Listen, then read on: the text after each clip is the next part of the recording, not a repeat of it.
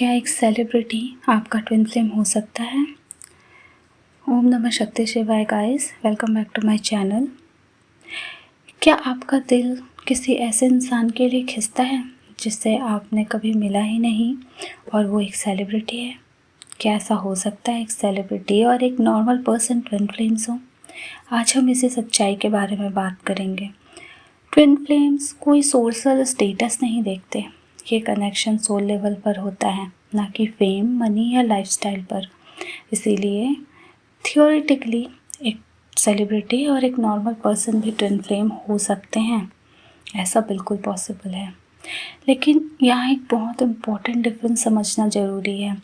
कभी कभी हमें किसी सेलिब्रिटी से कनेक्शन इसीलिए महसूस होता है क्योंकि हम उनकी एनर्जी से रेजोनेट करते हैं, वो हमारे सोल लेसन्स को रिफ्लेक्ट करते हैं, या वो हमारे डिवाइन मैस्कुलिन या डिवाइन फेमिनिन आर्क टाइप को ट्रिगर करते हैं।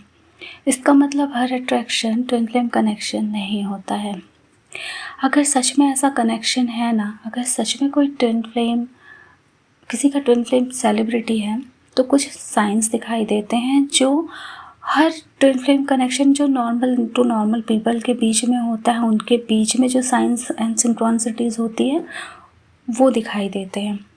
जैसे first of all intense soul recognition, life lessons, deep transformations, synchronicities and the most important spiritual awakening and then yes separation phase. Twin flame connection हमेशा growth और awakening लाता है, लेकिन एक चीज़ बहुत ज़रूरी है। ट्विन फ्लेम जर्नी का मतलब किसी सेलिब्रिटी को ऑब्सेसिवली फॉलो करना नहीं है। इस जर्नी का असली पर्पस है सेल्फ हीलिंग, सेल्फ लव और सोल इवोल्यूशन। अगर कोई कनेक्शन सच में डिवाइन है तो वो आपको खुद के हाईएस्ट वर्जन बनने की तरफ लेके जाएगा। अब अगर कोई पर्सन सच में आपका ट्विन फ्लेम है ना, और वो सेलिब्रिटी ही क्यों ना हो, आपको जो सबसे पहले होगा वो होगा सोल रिकॉग्निशन, जो हर ट्विन फ्लेम कनेक्शन में पहला फेज होता है। फिर बारी आएगी आपके dark night of the soul की, और फिर होगा आपका ट्रांसफॉर्मेशन, आपका स्पिरिचुअल अवेकनिंग स्टार्ट होगा। अगर किसी सेलिब्रिटी से मिलने के बाद आपका स्पिरिचुअल अवेकनिंग हो रहा है तो पॉसिबिलिटीज़ है कि वो पर्सन आपका ट्विन फ्लेम हो। पर समटाइम्स बहुत सारे ऐसे सेलिब्रिटीज़ भी हैं गाइस जो सिर्फ और सिर्फ मास लेवल पे अवेकनिंग को ट्रिगर करने आए हैं, और वो जब ये करते हैं, स्पिरिचुअल अवेकनिंग को ट्रिगर करते हैं, तो हमें लगता है कि वो सेलिब्रिटी हमारा ट्विन फ्लेम है। पर हाँ, पॉसिबिलिटीज़ हैं कि वो पर्सन, वो सेलिब्रिटी आपका ट्विन फ्लेम हो, मैं इस चीज़ को डिनाई नहीं करूँगी। पर एक सच ये भी है कि सेलिब्रिटीज़ भी मास अवेकनिंग के लिए, मास स्पिरिचुअल अवेकनिंग के लिए भेजे गए हैं।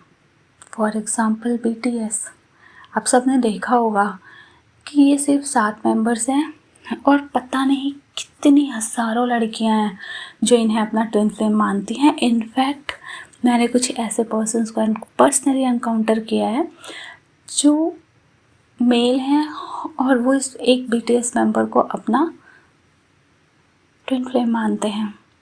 बट ये तो सिर्फ 7 है ना गाइस। तो अगर जब तक किसी सेलिब्रिटीज़ के थ्रू आपकी स्पिरिचुअल अवेकनिंग, सोल रिकॉग्निशन जैसी चीज़ें नहीं हो रही हैं, आप सिर्फ उनसे अट्रैक्टेड हैं, आपको उनका काम अच्छा लग रहा है, तो ज़रूरी नहीं है कि वो आपका ट्विन फ्लेम हो। लेकिन अगर आपकी स्पिरिचुअल अवेकनिंग ट्रिगर हो रही है तो फिर पॉसिबिलिटीज़ है कि वो सेलिब्रिटी आपका ट्विन फ्लेम है। याद रखें, कभी कभी सोल कनेक्शन बहुत अनएक्सपेक्टेड होते हैं, लेकिन सबसे इम्पॉर्टेंट कनेक्शन हमेशा आपका अपने आप से होता है।